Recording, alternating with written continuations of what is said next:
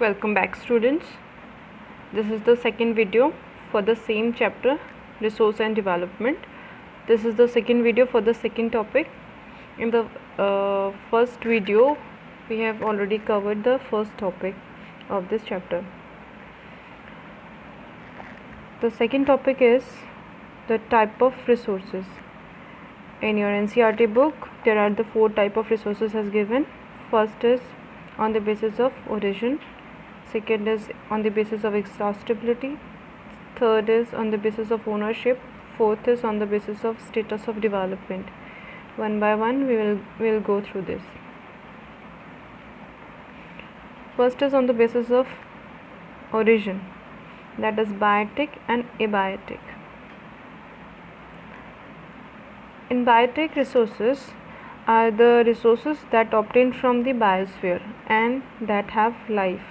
For example, human beings, flora, fauna, livestock, etc.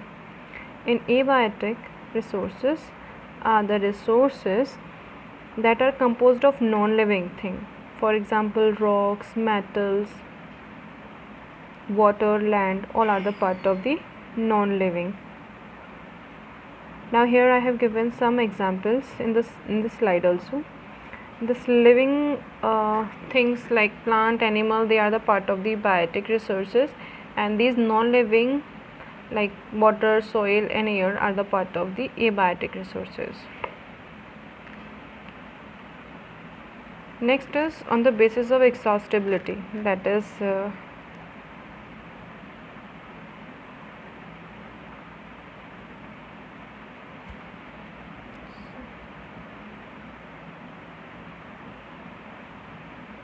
exhaustibility.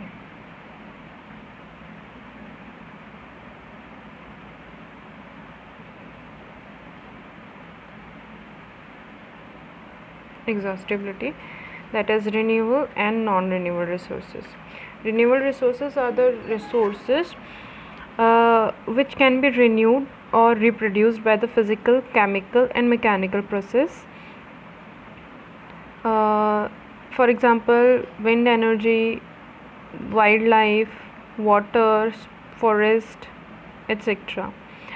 And these renewable resources may further be divided into continuous and flow also, that we have already discussed. Non-renewable resources are the resources, these are the resources that occur over a very long geological time, and minerals, fossil fuel and coal, these are the examples of this.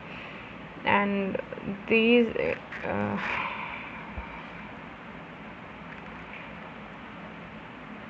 is on the basis of ownership.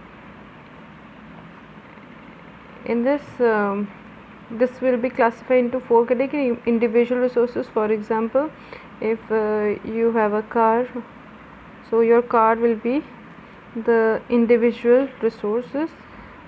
And community owned resources, for suppose you have a park nearby your house, so that will comes under the community owned resources, because along you and other family members or your neighbors are also using that park, so that will comes under the community owned resources.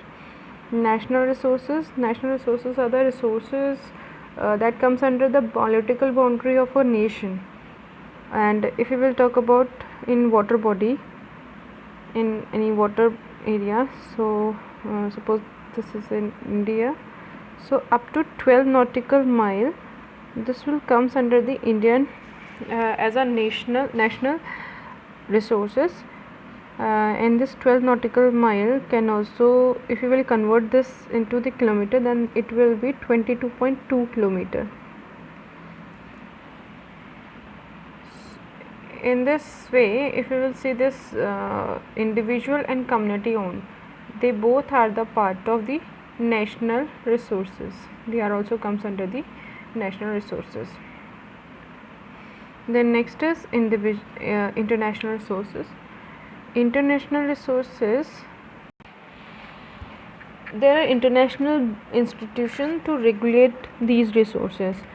For suppose if we will talk about the this ocean part, then up to 12 nautical mile it will come under the as a national resource for India. But after this 12 nautical mile up to 200 nautical mile, this will come under the EEZ, that is exclusive economic zone. So exclusive economic zone, it means कि if India wants to utilize this area or the resources that found in this area, so India has to take permission from UN, United Nations, and then only after the permission only they can use it. In India,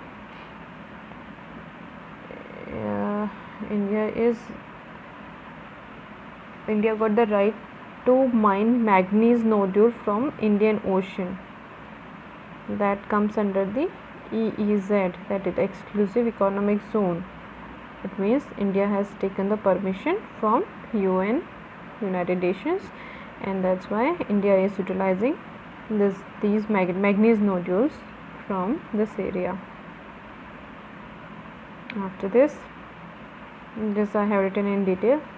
You may go through these also. Whatever I have explained, the same thing has written. After this, the state or the basis of status of development. In this I would like to draw a table, and I request you to make the same table. It will be easy to understand. I am writing P for potential because it is very tough to write. D for developed resource, S for stocked resource, and R for reserve resource. This side you may write the conditions. First condition was technologically accessible, economically feasible, and culturally acceptable, or we are using or not.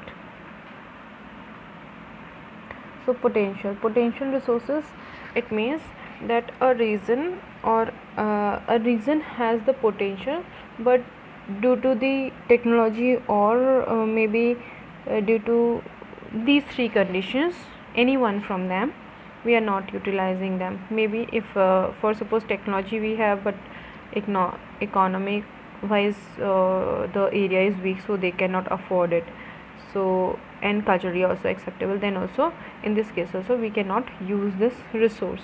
It means the source is not converting into the resource.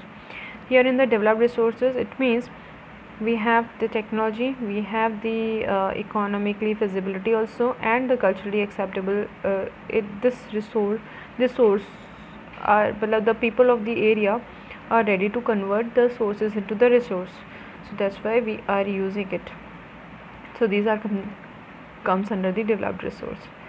Next is stock. It means that we don't have the appropriate technology, though we have the economically feasibility, we can afford that, the people are also ready, but then also we are not capable to convert the source into the resource, and this way we are not using that source.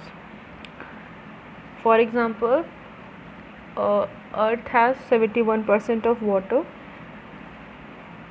If we separate hydrogen and oxygen, the atoms of hydrogen and oxygen, then enormous amount of energy can be produced, but yet we don't have the technology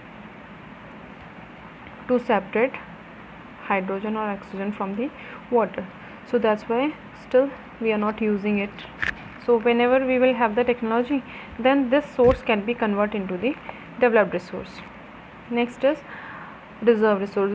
Resources are the resources that is technologically also fit, economically, culturally also, but we are not using it because for the future generation we are saving them.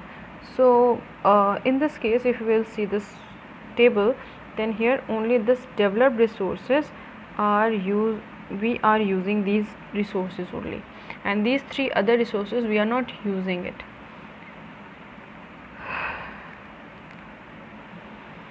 That's all for today.